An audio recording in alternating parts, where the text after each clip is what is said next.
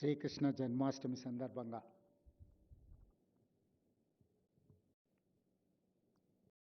శ్రీరామ్ గారు రచించిన హసిత బాష్పాలు కావ్య రూపాన్ని ఆవిష్కరించడానికి అతిథులుగా నన్ను ఆహ్వానించి ఈ కార్యక్రమంలో నాతో పాటు పాల్గొన్న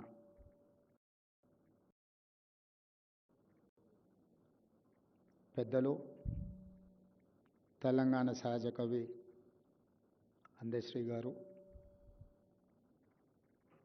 శ్రీనివాసరాజు ఐఏఎస్ ఆఫీసర్, రామకృష్ణ గారు, డాక్టర్ నూరి దత్తాత్రేయులు గారు, ఇతర ఐఏఎస్ అధికారులు, శ్రీరామ్ గారి కుటుంబ సభ్యులు, అభిమానులు, మీ అందరికీ శ్రీకృష్ణ జన్మాష్టమి శుభాకాంక్షలు.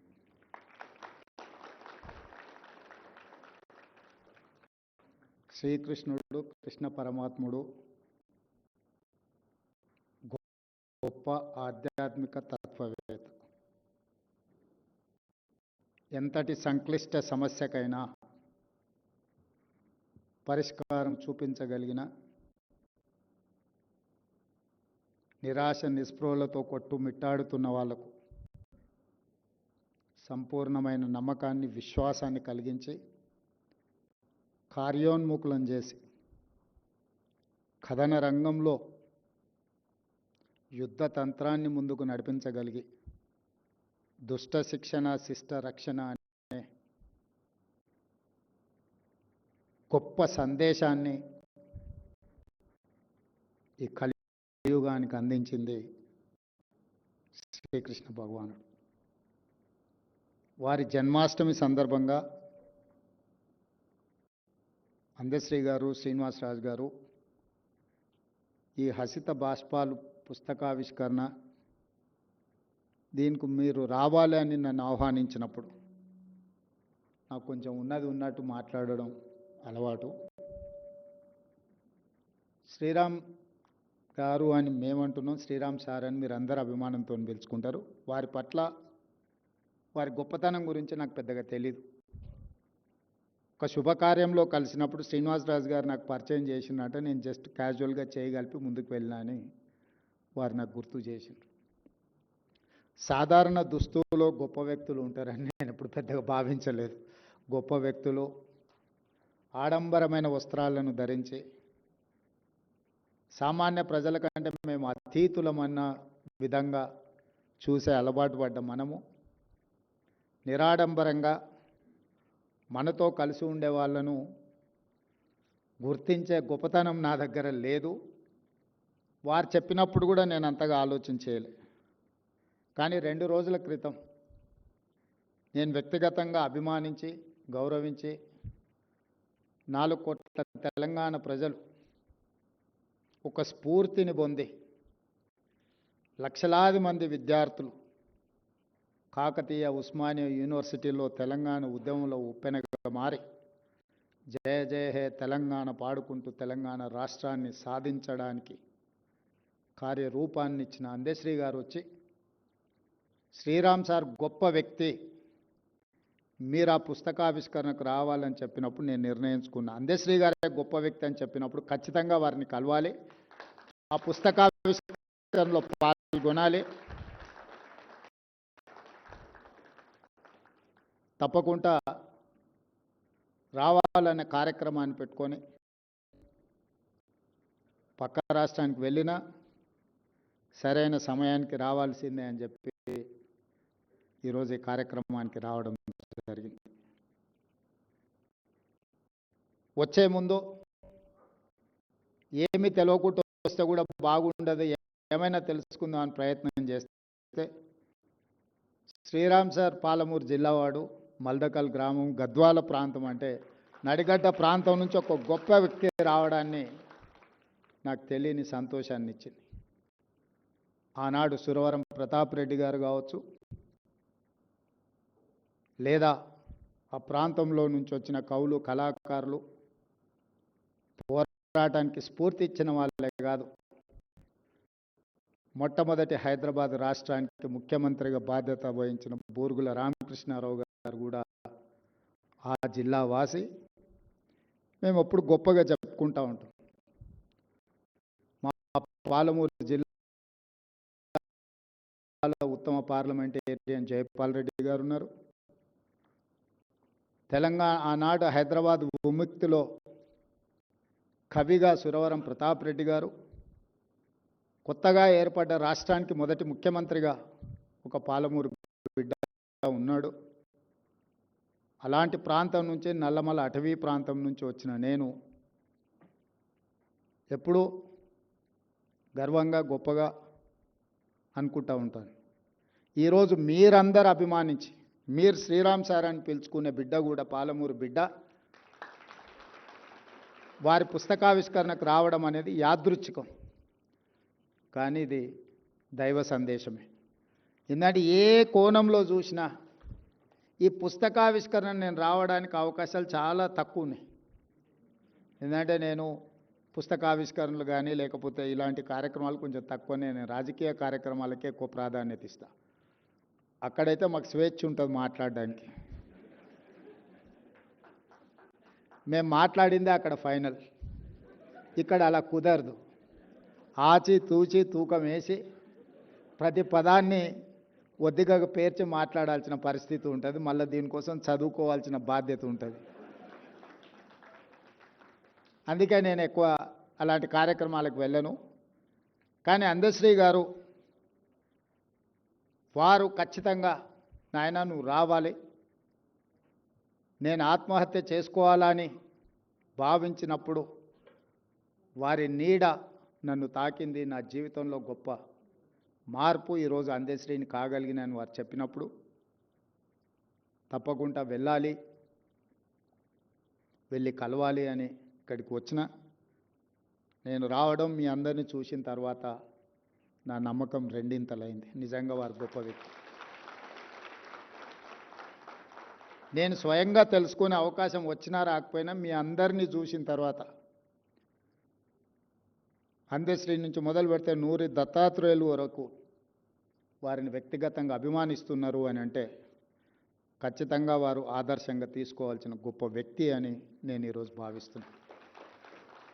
తెలంగాణ సమాజం కవులకు పోరాటానికి స్ఫూర్తినిచ్చిన గడ్డ. అది గూడ అంజన్న కావచ్చు, దాశరథి కావచ్చు, కాళోజీ కావచ్చు, అందశ్రీ గారు కావచ్చు, గద్దరన్న కావచ్చు, గోరెటి వెంకన్న కావచ్చు. వీళ్ళందరూ కూడా పోరాటానికి, తిరుగుబాటుకు, ధిక్కార స్వరానికి వేదికలై ప్రజలకు ఒక స్ఫూర్తిని, ప్రజలకు స్వేచ్ఛను, ప్రజలకు సామాజిక న్యాయాన్ని, ప్రజలకు సమానమైన అవకాశాలు ఇవ్వడానికి సర్వం కోల్పోయి వాళ్ళు అండగా నిలబడ్డ సమాజం తెలంగాణ సమాజం. చాలామంది మేము ఉద్యమకారులం, ఉద్యమాల నుంచి వచ్చినామని చెప్పుకుంటూ ఉంటారు. కానీ నిజమైన ఉద్యమకారుడు ఎవరు? నేను ఉద్యమకారుని అని చెప్పుకోలే. దానికి ఉదాహరణే అందశ్రీ గారు. చెగువేరా నుంచి మొదలు పెడితే అందశ్రీ వరకు ఉద్యమంలో ప్రజలకు స్ఫూర్తినిచ్చి లక్షలాది మందిని ఉద్యమ బాటను నడిపించి విజయ పథం వైపు నడిపించిన వాళ్ళు సర్వం కోల్పోయారు. ఆస్తులు కోల్పోయారు, అంతస్తులు కోల్పోయినరు, వాళ్ళ కుటుంబాలు నిర్లక్ష్యానికి లోనైనాయి. కానీ కొద్దిమంది వ్యక్తులు ఉద్యమకారులమని చెప్పుకునే వాళ్ళకు టీవీలు వచ్చినాయి, పేపర్లు వచ్చినాయి, ఫామ్ హౌజులు వచ్చినాయి, వేల కోట్ల పెట్టుబడులు వచ్చినాయి. అయినా మేము ఉద్యమకారులమని చెప్పుకుంటూ ఉంటారు. ఈ రెండిటికున్న అంతరం ఏందో అందశ్రీ గారే చెప్పాలి. నాకైతే అర్థం కాలే ఇప్పటివరకు. మేము ఉద్యమాన్ని కూడా ఆసరగా చేసుకున్న రాజకీయ నాయకులమే అని నేను అనుకుంటా తప్పితే ఉద్యమకారులనే గొప్ప పదాన్ని మాకు మేము ఆపాదించుకుంటే అది సరైనది కాదేమో అని నేను అనుకుంటా. రాజకీయ ఉద్యమం నేపథ్యంలో రాజకీయ ప్రయోజనాన్ని అంచనా వేసుకొని గాలి ఏ వైపు వీస్తుందో అంచనా వేసుకొని గాలికి అనుకూలంగా ప్రణాళికలు సిద్ధం చేసుకొని పేగుబంధం తెంచుకొని దేశానికే నాయకత్వం కావాలి, నాయకుడు కావాలని దురాశతోని బయలుదేరి ఉన్నది పోయింది ఉంచుకుంది పోయింది అన్న పరిస్థితులు ఈరోజు రాష్ట్రంలో రావడం జరిగింది. కానీ ఓ అందశ్రీ, ఓ గద్దర్ వాళ్ళు ఏం ఆశించలే, ప్రజల స్వేచ్ఛను ఆశించారు. ప్రజల భావన, ప్రజల యొక్క ఆలోచన, ప్రజలకు ప్రేరణనివ్వాలి, ప్రేరేపితం చేయాలి, ప్రజల్ని నడిపించాలన్న ఒక సంకల్పంతో వాళ్ళు ముందుకు నడిపించారు. అందుకే 10 సంవత్సరాల ప్రతిపక్షంలో ఉన్నప్పుడు కానీ, అంతకంటే ముందు 10 సంవత్సరాలు తెలంగాణ ఉద్యమంలో ప్రజాప్రతినిధిగా పాల్గొన్నప్పుడు కానీ, ఈనాడు 20 నెలలు తెలంగాణ రాష్ట్ర ముఖ్యమంత్రిగా బాధ్యత స్వీకరించిన తర్వాత కానీ ఏ రోజు కూడా అందశ్రీ గారి పట్ల మొదటి రోజు ఉన్న గౌరవము ఈ రోజు వరకు ఆ గౌరవం పెరిగింది తప్ప ఎక్కడ తగ్గలే. ఈరోజు చాలామంది నీకు అధికారం వచ్చింది కదా, నిన్ను ఇబ్బంది పెట్టిన వాళ్ళని ఏదైనా చేయడానికి నీకు అవకాశం ఉంది కదా అంటే నేను చెప్పిన, నేను ఎవరిని శత్రువులుగా చూడను. నేను శత్రువుగా చూడాలంటే కూడా వాళ్ళకి ఆ గొప్పతనం ఉండాలి, ఆ స్థాయి కూడా ఉండాలి. నేను ఒక సామాన్యమైన గ్రామీణ ప్రాంతం నుంచి, వ్యవసాయ కుటుంబం నుంచి సరిగ్గా 17 సంవత్సరాలు 2006లో జిల్లా పరిషత్ మెంబర్గా ఇండిపెండెంట్గా గెలిచిన, 2007లో ఎమ్మెల్సీగా ఇండిపెండెంట్గా గెలిచిన, 2009లో మొదటిసారి ఎమ్మెల్యేగా గెలిచిన, 2014 రెండోసారి ఎమ్మెల్యేగా గెలిచిన, 2019లో పార్లమెంట్ సభ్యుడు, దేశంలోనే పెద్ద పార్లమెంట్ నియోజకవర్గమైన మల్కాజ్గిరి పార్లమెంట్ సభ్యుడిగా గెలిచిన, 2023లో తెలంగాణ రాష్ట్రానికి ముఖ్యమంత్రిగా కాగలిగింది. గ్రామీణ ప్రాంతం నుంచి, వ్యవసాయ కుటుంబం నుంచి, మధ్యతరగతి ఉమ్మడి కుటుంబంలో పెరిగిన నేను ఇంత గొప్ప అవకాశాన్ని 4 కోట్ల తెలంగాణ ప్రజలు ఇస్తే, ఈ అవకాశాన్ని 4 కోట్ల తెలంగాణ ప్రజల యొక్క సంక్షేమం కోసము, అభివృద్ధి కోసము, ఈ ప్రాంత అభ్యున్నతి కోసం ఉపయోగించకుండా నాకెవరో నచ్చలేదనో, నాకెవరి మీద కోపం వచ్చిందనో నేను ఈ అధికారాన్ని ఒకవేళ వినియోగిస్తే నాకంటే మూర్ఖుడు ఇంకొకడు ఉండడు అని నేను భావిస్తున్నాను. అందుకే ఈ 20 నెలల్లో వాళ్ళు చేసుకున్న పాపాలకు వాళ్ళు పోతారని నేను కర్మ సిద్ధాంతాన్ని ఎక్కువ నమ్ముతా. మనం చేసుకున్నది మన ఎంబడి వస్తుంది, ఎవరెంత చేస్తే వాళ్ళకి అంత వస్తుంది, వాళ్ళు అనుభవిస్తారని నేను ఎక్కువ నమ్ముతా. నేను అప్పుడప్పుడు ప్రతి వారానికి ఒక్కసారి అయినా 1 గంట 2 గంటలో ఈ వారంలో ఏమేం చేసినా, ఏమైనా మంచి పనులు చేసినా, ఏదైనా కోపం వచ్చి రాజుగారు లాంటి వాళ్ళ మీద ఏమైనా కోపగించుకున్నానంటే దాన్ని బ్యాలెన్స్ చేయడానికి మళ్ళీ ఏదో ఒక ప్రయత్నం చేస్తా. అప్పుడప్పుడు వస్తుంటుంది, అనుకున్న పని అనుకున్న సమయానికి జరగకపోతే ఓసారి విసుగు వస్తుంది, ఓసారి అసహనం వస్తుంది, ఇంకోసారి కోపం కూడా వస్తుంది. ఆ కోపం వచ్చినప్పుడు ఎదురుగా ఎవరైనా ఉంటే వాళ్ళ దురదృష్టం, నా తప్పు కాదు అది. అందుకే నేను కోపం వచ్చినప్పుడు తక్కువ మాట్లాడతా, తక్కువ మందిని కలుస్తా. ఎందుకంటే నాకు కోపం వస్తే ఒక్కోసారి అది అట్లుంటుంది. అందుకే నేను కోపాన్ని ప్రదర్శించాలన్న ఆలోచనతో తెలంగాణ రాష్ట్రానికి ముఖ్యమంత్రిని కాలేదు. తెలంగాణ ప్రజలు పెద్ద బాధ్యత నా భుజాల మీద పెట్టినరు. ఏ హోదా నిర్వహించకుండానే, ఏ మంత్రి పదవి చేపట్టకుండానే ప్రతి స్థాయిలో స్థానిక సంస్థల నుంచి చాలామంది ప్రజాప్రతినిధులు 8 సార్లు 10 సార్లు 12 సార్లు అయిన వాళ్ళు కూడా ఉన్నారు. కానీ వాళ్ళు ఒకే చట్టసభలకి ప్రాతినిధ్యం వహించిన వాళ్ళు ఉంటారు. 10 సార్లు ఎమ్మెల్యేగా అయినట్టు 50 సంవత్సరాలు వాళ్ళు ఒక అసెంబ్లీలోనే ఉంటారు. కానీ నేను జిల్లా పరిషత్తులో, శాసనమండలిలో, శాసనసభలో, పార్లమెంట్లో, అన్ని చట్టసభలలో, వివిధ హోదాలలో తక్కువ సమయంలో 17 సంవత్సరాలలోనే ఇన్ని చట్టసభలలో పనిచేయడానికి నాకు ఒక అవకాశం వచ్చింది అని అంటే తప్పకుండా దీనికి ఏదో ఒక పర్పస్ ఉంది. దేవుడు నాకు ఒక అవకాశం ఇన్ని రకాలుగా ఇస్తున్నాడు అని అంటే ఈ సమాజానికి నా వైపు నుంచి చేయవలసింది ఎంతో ఉంది అని ఆ బాధ్యతతోనే ఈరోజు ముఖ్యమంత్రి పదవి నిర్వహిస్తున్న తప్పితే నన్ను ఇబ్బంది పెట్టినరానో, లేకపోతే నాకు నష్టం కలిగించినరానో, నాకు కష్టం కలిగించినరానో నేను ప్రదర్శించదలుచుకోలేదు. నా గెలిపేజాలు వాళ్ళ దుఃఖానికి, ఇంక అంతకంటే బాధ ఆవేదన నేనేమి ఇవ్వగలుగుతా వాళ్ళకి?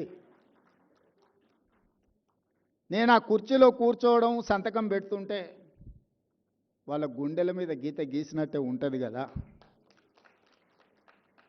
ఆ మధ్య భారత్ సమ్మిట్ నిర్వహించినాం. ఆ తర్వాత ప్రపంచ సుందరీమణుల పోటీలు కూడా హైదరాబాద్ నగరంలో నిర్వహించినాం. అప్పుడు కొంతమంది విమర్శించారు. వాళ్ళు పర్యటనకు వచ్చినప్పుడు కమాండ్ కంట్రోల్ రూమ్ కానీ, సెక్రటేరియట్ కానీ, ఇతర కట్టడాలన్నీ మేం కట్టినవే చూపించినావు కదా, నువ్వేం చేసినావు అని. పాపం వాళ్ళకి తెలియదు ఏంటంటే 109 దేశాల నుంచి ప్రపంచ సుందరీమణులు, ఆ దేశ ప్రతినిధులు వస్తే 109 దేశాల సుందరీమణులతో పాటు ఆ దేశ ప్రజల్ని జయ జయ హే తెలంగాణ గీతం నేను పాడించిన. ఇంతకంటే గొప్ప అవకాశం. ఇన్ని దేశాల ప్రతినిధులను తెలంగాణ కళాకారులు రూపుదిద్దిన తెలంగాణ తల్లి ముందు వాళ్ళందరినీ మొకరిల్లింపజేసిన నేను. ఇది గొప్ప తెలంగాణ సంస్కృతికి తార్కణం. బిల్డింగులు కట్టడం, మా అందశ్రీ అన్న మేస్త్రిగా కూడా బిల్డింగులు కట్టగలడు. కానీ ఒక మేస్త్రి రాసిన జయ జయ హే తెలంగాణ గీతాన్ని 109 దేశాల ప్రతినిధులను నేను పాడించగలిగిన, వాళ్ళకి ఆ భావనను నేను కల్పించగలిగిన, ఆ స్ఫూర్తిని నేను ఇవ్వగలిగిన మా తల్లి తెలంగాణ తల్లి. తెలంగాణ తల్లి అంటే ఇట్లుంటుందని ప్రతిరూపాన్ని ఇచ్చి 109 దేశాలకు సంబంధించిన ప్రతినిధులు ఆ తెలంగాణ తల్లి ముందు మొకరిల్లింపజేయగలిగిన 20 నెలల్లో అంటే ఇది నేను సాధించిన విజయం కాదా అని చెప్పి విమర్శకులను అడుగుతున్నాను. కట్టడాలు ఎవరైనా కట్టొచ్చు. డాక్టర్ బాబాసాహెబ్ అంబేద్కర్ చెప్పిండ్రు, అద్దాల మేడలు రంగుల గోడలు అభివృద్ధి కాదు, సంక్షేమము అభివృద్ధి చివరి పేదవాడికి చేరినప్పుడే అది విజయమని. ఈరోజు కొద్దిమంది అద్దాల మేడలు రంగుల గోడలు చూపించి ఇదే తెలంగాణ నమూనా, ఇదే తెలంగాణ అభివృద్ధి అని చెప్తుండ్రు. ఆ అభివృద్ధికి నేను మా అందశ్రీ అన్న వ్యతిరేకం. పేదవాడికి ఆత్మ గౌరవంతో తలెత్తుకొని ఈరోజు ప్రతి పేదవాడు గ్రామాలలో సొంత ఇంటి కళ, ఆత్మ గౌరవం. 4.5 లక్షల కుటుంబాలకు ఇందిరమ్మ ఇండ్లు ఇచ్చి ఇల్లు కట్టుకొని సొంత ఇంటిలో పేదవాడు ఆత్మ గౌరవంతో, ఆడబిడ్డలు సొంత ఇంటిలో కుటుంబంతో గడపగలుగుతున్నారు అని అంటే అది ఆత్మగౌరవం. 3,10,00,000 మంది పేదవాళ్ళు సన్న బియ్యంతో అన్నం తింటున్నారు, వాళ్ళ పిల్లలకు సన్న బియ్యంతో వడ్డించుకుంటున్నారు అంటే ఆత్మగౌరవం.